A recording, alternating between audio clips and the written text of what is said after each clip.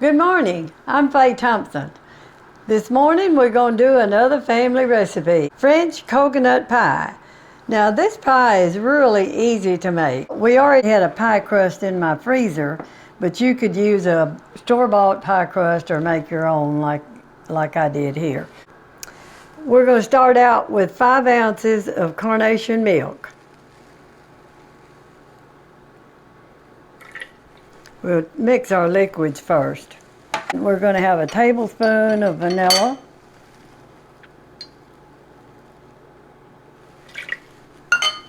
We're going to mix 2 eggs in that.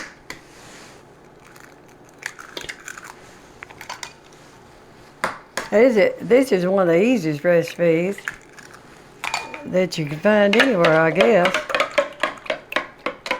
Sure not much to it. So we have a stick of butter, and I left this out overnight so it would be soft enough to mix in good.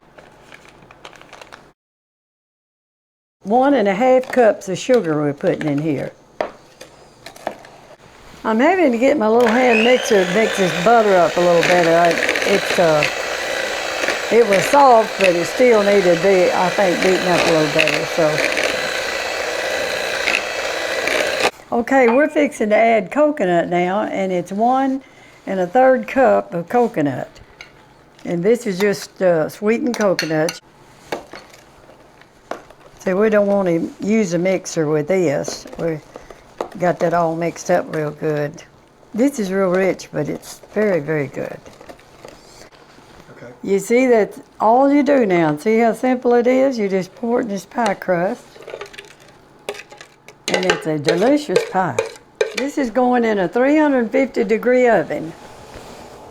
Okay, our French coconut pie is ready. It had to cook 35 minutes. Our French coconut pie is finished now. I hope you do try it, and I hope you enjoy it much as we do, and I hope I see you on another family video. Thank you for watching.